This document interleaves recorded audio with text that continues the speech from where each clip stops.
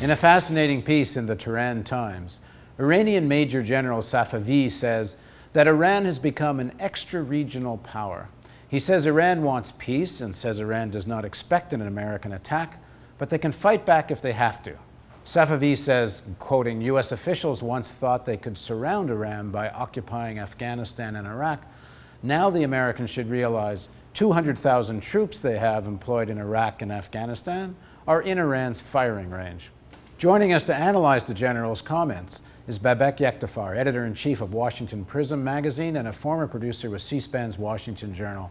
The title of this article in the Tehran Times is Iran has become an extra-regional power.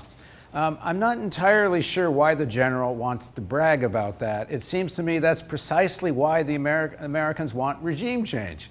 Why do you want to go claiming how extra-regionally powerful you are? It's almost a deliberate provocation.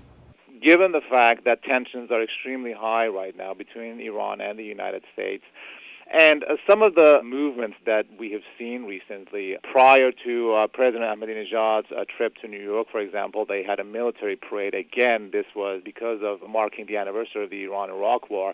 And they had just unveiled a domestically made fighter pilot, which Iranians were extremely proud of, and it got huge coverage in the Iranian media. It's important for them to try to project some sort of a military might, given the fact that the Islamic Republic Guardian Corps is actually in the news lately. They're being sanctioned, or at least they're being threatened to be sanctioned by the United States, and it seemed to be the focus of the third resolution that they're trying to push through the Security Council at the United Nations. So it's a good place, I would think, for General Safavi to do this kind of grandstanding. Do you get a sense whether the Iranian military is expecting a war or not? The general, here's another quote from the general. He says, I think that the rational people in the U.S. Congress and the Democratic Party will not allow the current U.S. administration to declare a new war. Is he just being overly optimistic? I think in public dialogue you will see a lot of that. They do follow U.S. media, and they do read and hear all the discussions that goes on here about how the United States military is bogged down in Iraq, for example, and some of the difficulties that they're having funding this war and such issues. So they want to make sure that the United States is aware that they know what's going on, and they use that in saying that it's absolute madness for the United States to do that. But do you get any sense of what they believe to be? Are they really expecting something?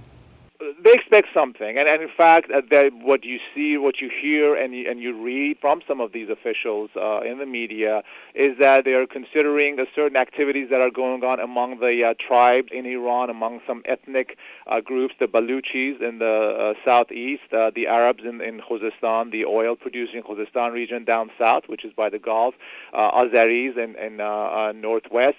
There has been some troubles. There has been some ethnic problems going on, and they sincerely believe that this is backed by United States by special ops. And as you may know, of course, recently they've been bombing some areas in the Kurdish region in the northern part of Iraq, basically saying that the United States is backing Kurdish, what they label as terrorists, the PJAK group, of infiltrating into Iran through Iranian borders and going through some bombing campaigns and some disruptive Iranian soil.